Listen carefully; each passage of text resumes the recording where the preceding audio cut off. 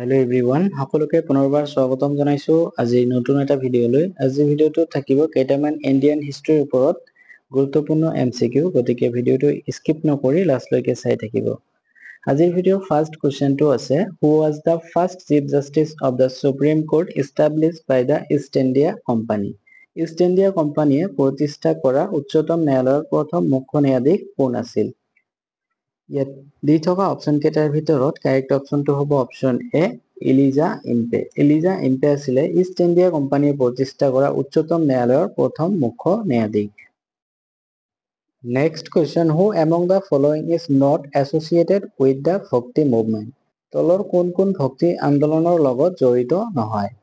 ইয়াত দি থকা অপচন কেইটাৰ ভিতৰত কাৰেক্ট অপচনটো হ'ব অপচন চি, দাসওয়ান্ত। দাসওয়ান্তে ভক্তি আন্দোলনৰ লগত জড়িত নাছিল।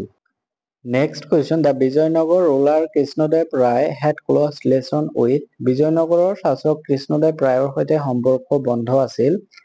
ইয়াত দি থকা অপচন কেইটাৰ ভিতৰত কাৰেক্ট অপচনটো হ'ব অপচন এ, পৰ্তুগীজ। বিজয়নগৰৰ শাসক কৃষ্ণদেৱ ৰায়ৰ পৰ্তুগীজৰ সৈতে সম্পৰ্ক বন্ধ আছিল।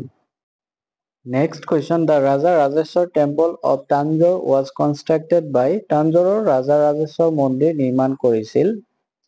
দি থকা অপচন কেইটাৰ ভিতৰত কাৰেক্ট অপচনটো হ'ব অপচন এ, ৰাজৰাজ মহান। ৰাজৰাজ মহানে তাঞ্জোৰ ৰাজা ৰাজেশ্বৰ মন্দিৰ নিৰ্মাণ কৰিছিল। Next question, which of the following was known as the লাকবাজ? তলৰ কোনটো লাকবাজ বুলি জনা গৈছিল? ইয়াত দি থকা অপচন কেইটাৰ ভিতৰত কাৰেক্ট অপচনটো হ'ব অপচন এ, কুতুবুদ্দিন আইবাক। কুতুবুদ্দিন আইবাকক লাকবাজ বুলি জনা গৈছিল। Next question, Raj Tarangini was written by Kalhan is associated with which of the following? কলহানে লিখা ৰাজ তৰংগিনীৰ লগত জড়িত তলৰ কোনটো? ইয়াত দি থকা অপচন কেইটাৰ ভিতৰত কাৰেক্ট অপচনটো হ'ব option C, history of Kashmir. কলহানে লিখা ৰাজ তৰংগিনীৰ লগত জড়িত কাশ্মীৰৰ ইতিহাস। Next question, the famous Persian poet Amir Khusro lived in the court of বিখ্যাত পাৰ্চী কবি আমিৰ খুছৰোৰ দৰবাৰত বাস কৰিছিল। ইয়াত দি থকা অপচন কেইটাৰ ভিতৰত কাৰেক্ট অপচনটো হ'ব অপচন এ, আলাউদ্দিন খিলজী। আলাউদ্দিন খিলজীয়ে বিখ্যাত পাৰ্চী কবি আমিৰ খুছৰোৰ দৰবাৰত বাস কৰিছিল। Next question, the Khilafat movement was started in the year? খিলাফত আন্দোলন আৰম্ভ হৈছিল। ইয়াত দি থকা অপচন কেইটাৰ ভিতৰত কাৰেক্ট অপচনটো হ'ব অপচন বি, 1919। খিলাফত আন্দোলন আৰম্ভ হৈছিল 1919 চনত।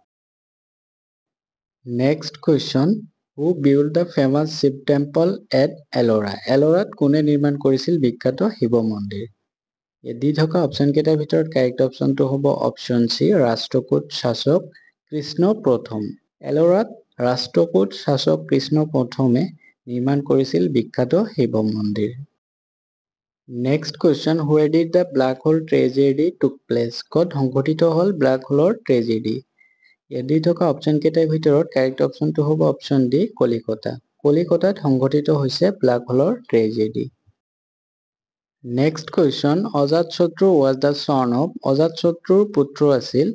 ইয়াত দি থকা অপচন কেইটাৰ ভিতৰত কাৰেক্ট অপচনটো হ'ব অপচন এ, বিম্বিসাৰা। বিম্বিসাৰা আছিলে অজাতশত্ৰুৰ পুত্ৰ। Next question, the Asiatic Society was established in Kolkata by? কলিকতাত এছিয়াটিক সমাজখন প্ৰতিষ্ঠা হৈছিল। ইয়াত দি থকা অপচন কেইটাৰ ভিতৰত কাৰেক্ট অপচনটো হ'ব option B, sir William Jones. কলিকতাত এছিয়াটিক সমাজখন প্ৰতিষ্ঠা হৈছিল ছাৰ উইলিয়াম জোন্সৰ দ্বাৰা। Next question, who had suggested the saptanga theory of state? কোনে ৰাষ্ট্ৰৰ সপ্তংগ তত্ত্বৰ পৰামৰ্শ দিছিল? ইয়াত দি থকা অপচন কেইটাৰ ভিতৰত কাৰেক্ট অপচনটো হ'ব অপচন এ, কৌটিল্য। কৌটিল্যই ৰাষ্ট্ৰৰ সপ্তংগ তত্ত্বৰ পৰামৰ্শ দিছিল।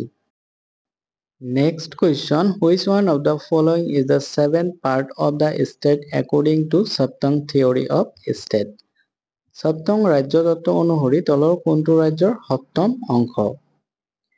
ইয়াত দি থকা অপচন কেইটাৰ ভিতৰত কাৰেক্ট অপচনটো হ'ব অপচন চি, মিত্ৰ। মিত্ৰ হৈছে সপ্তং ৰাজ্য তত্ত্ব অনুসৰি ৰাজ্যৰ সপ্তম অংশ। Next question, who addressed Gandhiji as one man boundary force? কোনে গান্ধীজীক এক মানুহৰ সীমা শক্তি বুলি সম্বোধন কৰিছিল? ইয়াত দি থকা অপশ্যন কেইটাৰ ভিতৰত কাৰেক্ট অপশ্যনটো হ'ব option B Lord Mountbatten. Lord মাউণ্ট বেটেনে গান্ধীজীক এক মানুহৰ সীমা শক্তি বুলি সম্বোধন কৰিছিল। Next question, from where have we obtain evidence of pit dwellings in the neolithic age. নৱপ্ৰস্তৰ যুগত গাত বাসস্থানৰ প্ৰমাণ আমি ক'ৰ পৰা পাইছোঁ?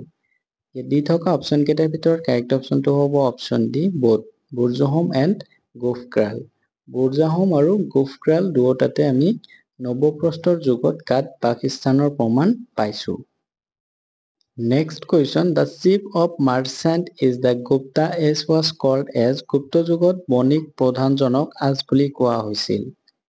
ইয়াত দি থকা অপশ্যন কেইটাৰ ভিতৰত কাৰেক্ট অপশ্যনটো হ'ব অপশ্যন ডি চৰ্তবাহ। গুপ্ত যুগক বণিক প্ৰথমজনক চৰ্তবাহ বুলি কোৱা হৈছিল। Next question, which one of the following cities are known as Shiraz of east. তলৰ কোনখন নগৰ পূবৰ চিৰাজ নামেৰে জনাজাত আছিল? ইয়াত দি থকা অপশ্যন কেইটাৰ ভিতৰত কাৰেক্ট অপশ্যনটো হ'ব অপশ্যন এ জৌনপুৰ। জৌনপুৰ নগৰখনক পূবৰ চিৰাজ নামেৰে জনাজাত আছিল। Next question, who was the author of Qanuni Humayuni. Qanuni হুমায়ুনীৰ লেখক কোন আছিল? ইয়াত দি থকা অপশ্যন কেইটাৰ ভিতৰত কাৰেক্ট অপশ্যনটো হ'ব option C Khwandamir. Khwandamir আছিলে কানুনী হুমায়ুনীৰ লেখক।